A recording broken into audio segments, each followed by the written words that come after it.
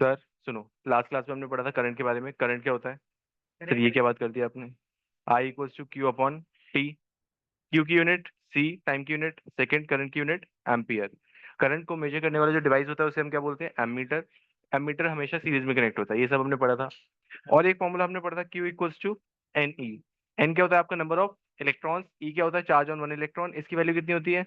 1.6 into 10⁻⁻⁻19 coulomb. Sir इसके basis पे हमने न्यूमेरिकल्स भी देख लिए थे। आज हम क्या पढ़ रहे हैं? Electric potential. सर पोटेंशियल से पहले मुझे एक बात बताना, जब हम वाटर फ्लो की बात करते हैं, क्या वो high pressure to low pressure जाता है? हाँ। या high point to low point जाता है? ऐसे ही होता है ना। ऐसा तो नहीं है कि लो पॉइंट टू हाई पॉइंट चला जाएगा। कैसे जा सकता है कभी? Without external energy.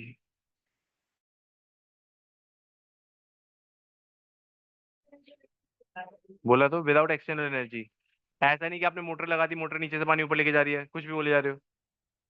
सर नहीं, नॉर्मली नहीं जाता। कैसे? सर सुनो, सर सुनो, आपने अभी तक यही पढ़ा है कि high pressure to low pressure water move करता है। आपने एक एग्जांपल देखा भी होगा क्या? पेट्रोल जब एक स्कूटी में खत्म हो जाता है, दूसरी स्कूटी से निकालते तो कैसे निकालते हैं? पाइप डालते हैं उसके अंदर, फिर उसे सक इन करते हैं, फिर उसे नीचे निकालते दूसरी स्कूटी में या बॉटल में निकालते हैं। क्या? साइंस में कुछ नहीं कहते ये। सर ये देखो, यही इसमें लिखा हुआ है, इधर देखो। आपको पता है कि चार्जेस अपने आप तो कॉपर वायर के थ्रू मूव नहीं करेंगे। आपके पास नॉर्मल जो कॉपर वायर है, क्या उसमें अपने आप चार्जेस मूव करते हैं? नहीं। जब तक आप उसे किसी इलेक्ट्रिक सर्किट के थ्रू कनेक्ट नहीं करते, तब तक तो उसमें चार्जेस फ्लो नहीं करते। सर ये देखना, अब हम किसकी बात कर रहे हैं? एक वाटर टैंक में अगर आप ट्यूब डालते हो, कैसे पानी आता है? If one end of the tube is connected to a tank of water kept at higher level such that there is a pressure difference between the two ends of the tube, water flows out of the other end of the tube। जैसे मैंने आपको वो petrol वाला example दिया, same water tank से आप कर सकते हो। For flow of charges in a conducting metallic wire, the gravity of course has no role to play। जब हम चार्जेस की बात करेंगे, प्रेशर वाटर में तो हमने देखा ग्रेविटी का रोल है, ऊपर से नीचे पानी आ रहा है। लेकिन क्या चार्जेस के साथ भी ऐसा होता है? नहीं, चार्जेस के केस में ग्रेविटी का तो कोई रोल नहीं है। वहां पे किसकी बात करेंगे हम? इलेक्ट्रिक प्रेशर की। इलेक्ट्रिकल प्रेशर क्या है उसके हिसाब से।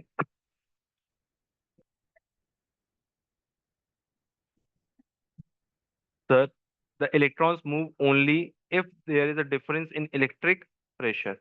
इलेक्ट्रॉन्स तभी मूव करेंगे जब इलेक्ट्रिक प्रेशर का कोई डिफरेंस होगा, called potential difference along the conductor. उसी को हम क्या बोलते हैं? पोटेंशियल डिफरेंस बोलते हैं। Sir this difference of potential may be produced by battery. आप पोटेंशियल डिफरेंस के लिए बैटरी यूज कर सकते हो।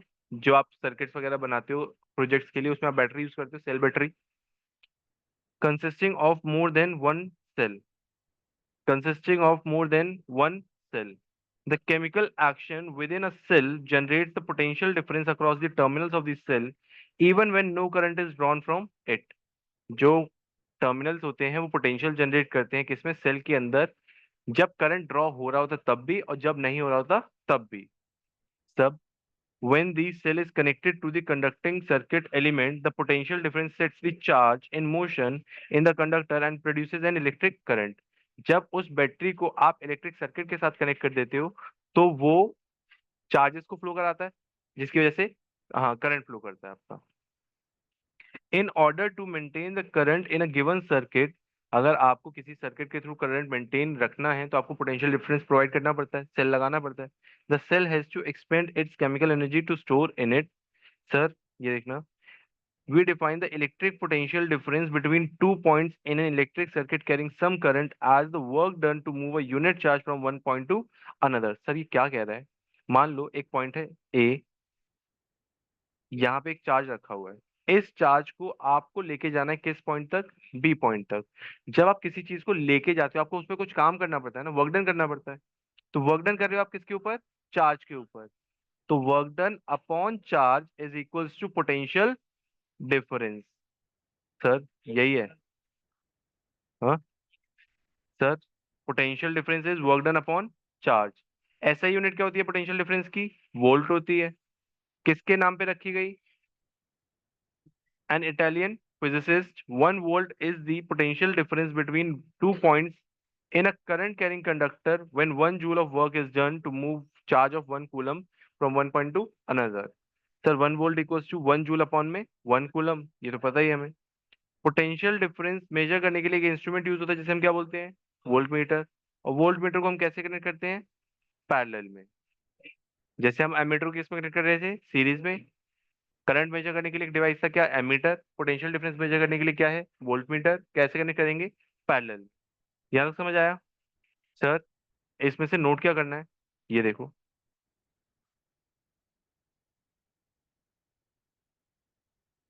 सबसे पहले तो पोटेंशियल डिफरेंस, ये उसका फॉर्मूला, एसआई यूनिट, उसके बाद 1 वोल्ट की डेफिनेशन, ये फॉर्मूला, उसके बाद ये दोनों पॉइंट, डिवाइस कौन सा यूज होता है और किस तरीके के कनेक्शन प्रोवाइड करते हैं।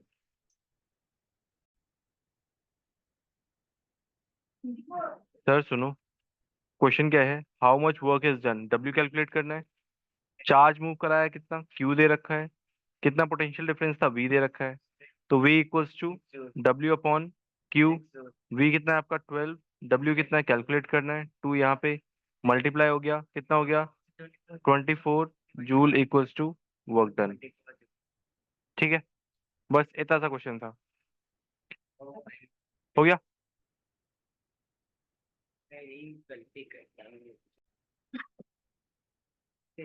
अब देखो अगला टॉपिक क्या है आपके? Circuit diagram. Sir circuit diagram क्या होते हैं? आपको जो इलेक्ट्रिक सर्किट बनाना होता है उसमें कई सारी चीजें लगती हैं। वायर लगता है, सेल लगता है, बल्ब लगता है, बैटरी लगती है, रेजिस्टेंस लगता है, एमीटर लगता है, वोल्ट मीटर लगता है, कंडक्टर, वायर ही होंगी ना कंडक्टर। सर सुनो, सर कंडक्टर वायर के अलावा भी होते हैं, हाँ, जितने भी सब्सटेंसेस जिनके थ्रू करंट फ्लो करता है वो सारे कंडक्टर्स होते हैं। हाँ। सर सुनो, इलेक्ट्रिक सेल कैसे बनाओगे? ये, सर सेल को जब कंबाइन कर दोगे मल्टीपल सेल्स आ जाएंगे तो वो क्या बन जाएगी? बैटरी। सर ये क्या है? ओपन की, open switch, open plug. Sir ये क्या है? क्लोज की, क्लोज स्विच। सर ओपन नहीं है, आपने डॉट डाल दिया ना बीच में, इसका मतलब क्या है? क्लोज्ड है। ऊपर वाले में डॉट नहीं था, ओपन थी। सर ये क्या है? आपकी jointed wire. Sir jointed wire का मतलब, आपने देखा होगा 2 वायर को हम ज्वाइन कर देते हैं, वो इस तरीके से करते हैं। सर ये क्या है? आपकी ओवरलूपिंग वायर। सर ओवरलूप मतलब एक के ऊपर एक, आप जैसे ज्वाइन नहीं करते, ये वायर है, इसके ऊपर ये वायर, ज्वाइन तो नहीं करी ना मैंने। हाँ, तो ये ओवरलूप होता है। सर ये बल्ब। सर ये क्या है? रजिस्टर। सर ये क्या है? रियोस्टेट। सर ये रजिस्टर रियोस्टेट अभी आपको समझ नहीं आएंगे, इसके अगले वाला जब टॉपिक पढ़ेंगे तब मैं आपको समझाऊंगा ये। सर ये तो डायग्राम है बस, तो डायग्राम तो हम ऐसे ही बना लेंगे, बना लो। सर ये क्या है? एमीटर। ये क्या है? Volt meter. ये सारे क्या है? आपके डिवाइसेस, सब्सटेंसेस और उनके रिस्पेक्टिव डायग्राम्स। सर जब भी आपको इलेक्ट्रिक सर्किट बनाना होगा तो आप डिवाइस की ड्राइंग बना के तो आओगे नहीं, आपको ये डायग्राम से शो करना पड़ेगा। ठीक है, अब ये डायग्राम ड्रॉ करेंगे हम, पहले हम अगला कंसेप्ट पढ़ लेते हैं, फिर आपको एक साथ ही नोटिंग कराता हूँ मैं। हाँ सर बिल्कुल, कितनी अच्छी बात कही आपने।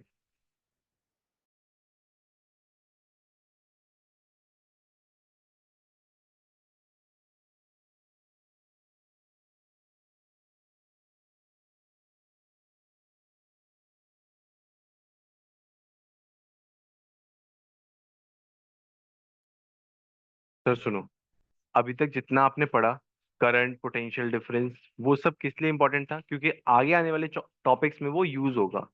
इंडिविजुअली वो एग्जाम में उतना ही पूछा जाता है जितना आपके फेल होने के चांसेस हैं।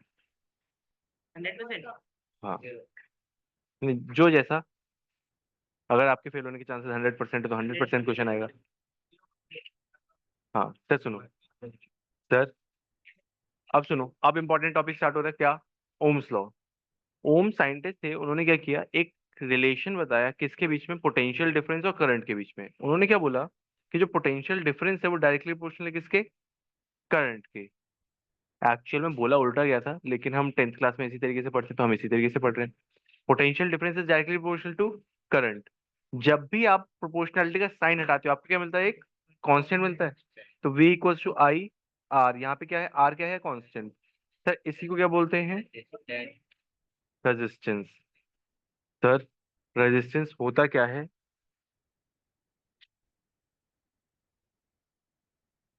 किसी चीज को अपोज करना। वो किसी चीज क्या है यहाँ पे, current.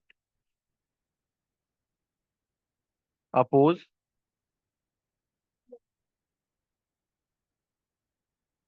Electric current.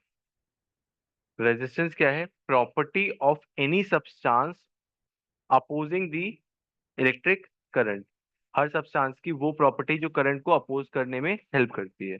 Sir would current को अपोज करती है, करती है, ये सुनो। हाँ वुड करंट को अपोज करती है, करंट अपने थ्रू फ्लो नहीं होने देती। हाँ, वुड में करंट फ्लो नहीं होता क्योंकि वो अपोज कर रही है। प्लास्टिक, प्लास्टिक करंट अपोज करेगी, हाँ करेगी। वायर्स करंट अपोज करेंगी, नहीं करेंगी। Sure, metallic wire, metallic wire current oppose करेंगी नहीं करेंगी, करंट अपोज करेंगी नहीं करेंगी। चलो देखते हैं, ये देखना। अपोजिंग स्ट्रेंथ किस पे डिपेंड करती है, उसके अंदर रेजिस्टेंस कितना है। अब मान लो एक सब्सटेंस है जिसमें,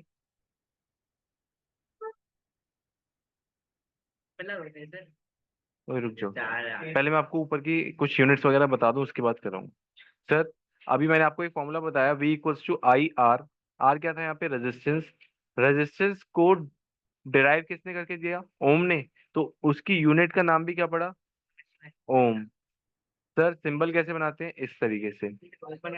हाँ, नहीं बल्ब में ऐसे होता है, यही यही डिफरेंस याद रखना है आपको। सर ठीक है, रेजिस्टेंस क्या है, हर सब्सटेंस की प्रॉपर्टी कि वो करंट को क्या करता है, अपोज करता है। सर हर सब्सटेंस करता है, हाँ हर सब्सटेंस करता है। कुछ कम करते हैं, कुछ ज्यादा करते हैं। जो ज्यादा अपोज करते हैं, जो फ्लो ही नहीं होने देते, वो क्या हो जाते हैं, इंसुलेटर्स। जो कम अपोज करते हैं लेकिन फ्लो होने देते हैं करंट को, वो क्या होते हैं, कंडक्टर्स। सर अपोज करने की वजह से ही आपने ऑब्जर्व किया होगा कि जितने भी कंडक्टर्स हैं वो कुछ टाइम के बाद हीट अप होने लगते हैं। होता है ना ऐसा। अगर आप देखो फैन, आप थोड़ी देर उसे रन करो फिर उसे टच करके देखो, गर्म हो जाता है वो। क्यों, क्योंकि वो कुछ करंट अपोज कर रहा था, जो कन्वर्ट हो गया किस फॉर्म में, हीट की फॉर्म में। एक एनर्जी कन्वर्ट हुई दूसरी फॉर्म में, पढ़ा था 9th क्लास में। तो conversion of energy from one form to another. ठीक है, तो कंडक्टर भी क्या करता है, करंट को अपोज करता है।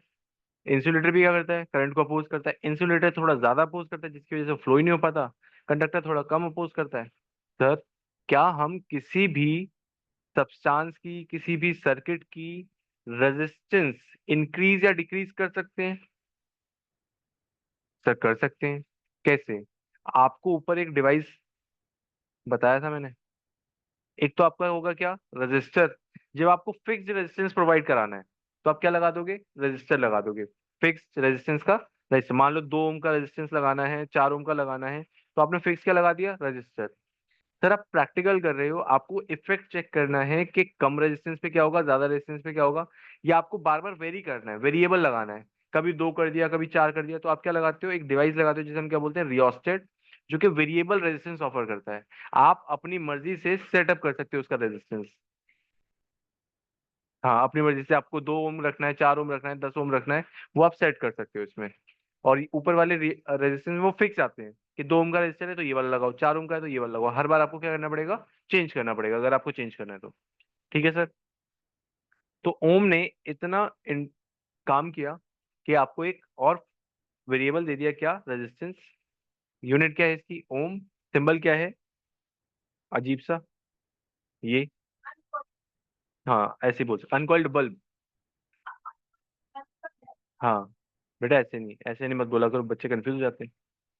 सर देखो, अब जो दूसरी चीज इंपॉर्टेंट है वो क्या है, आपका डायग्राम। कौन सा, VI graph. VI graph. Sir VI graph का जो स्लोप है वो आपको क्या देता है, रेजिस्टेंस देता है। वी आई ग्राफ का स्लोप जो है वो क्या देता है आपको, रेजिस्टेंस। सर स्लोप बेसिकली होता क्या है, y upon x. Sir y upon x क्या देता है आपको, स्लोप। यही क्या होता है आपका, tan theta, perpendicular upon base. Sir जब मैथ्स में कराऊंगा तब आपको समझाऊंगा, तब हम, अभी के लिए आपको क्या याद रखना है, वी आई ग्राफ है, y upon x. Sir y axis पे क्या है v, आई एक्सिस, एक्सिस पे क्या है i, इससे आपको क्या मिलता है। सर अगर मैं उल्टा कर दूं, मैं वी आई ग्राफ की जगह क्या कर दूं, आई वी ग्राफ, तो मुझे क्या मिलेगा, आई अपॉन वी, तो वन अपॉन आर मिलेगा, रेसिप्रोकल हो जाएगा। सर जब वी आई ग्राफ होता है, वाई एक्सिस पे वी होता है, एक्स एक्सिस पे आई होता है, तो आपको क्या मिलता है, रेजिस्टेंस। सर ऐसे कैसे मिल जाएगा, V equals to I R formula पड़ा था, आई इधर चला गया तो वी अपॉन आई क्या दे रहा है आपको। सर इसको उल्टा कर दूं, रेसिप्रोकेट कर दूं, आई अपॉन वी क्या दे देगा आपको, वन बाय आर। तो जब आप ग्राफ चेंज कर दोगे, वी आई की जगह आई वी ग्राफ रख दोगे, तो आपको क्या मिलेगा, वन बाय आर। जब आप वी आई ग्राफ रखोगे तो क्या मिलेगा, आर। यही चीज याद रखनी है, एमसीक्यू में यही पूछा जाता है। अगर वी आई ग्राफ दे दिया तो आर है, अगर आई वी ग्राफ है तो वन अपॉन आर। जनरली बच्चे वी आई ग्राफ तो पढ़ के जाते हैं, आई वी ग्राफ भूल जाते हैं, और वो क्वेश्चन आई वी ग्राफ से ही देता है। ठीक है सर, यहाँ तो कोई दिक्कत परेशानी नहीं sir. R is a constant for a given metallic wire at a given temperature and is called resistance. It is the property of a conductor to resist the flow of charges through it. Charges के flow को क्या करेगा, resist करेगा। ऐसा unit क्या है उसकी, ओम है। किस तरीके से रिप्रेजेंट करते हो, ग्रीक लेटर ओमेगा, ओमेगा होता है ना। हाँ सर, ओए पावर रेंजर ओमेगा नहीं, इधर देखो। मैं तो मनरेगा बोल रहा हूँ। सर ये देखो, हाँ सर, वन ओम क्या होता है, वन वोल्ट अपॉन में वन एम्पियर। चलो सर, यहाँ तक समझ आया। अब नोटिंग स्टार्ट करते हैं, यहाँ से डायग्राम बनाना स्टार्ट करो पहले। हाँ सारे डायग्राम ड्रॉ करने हैं।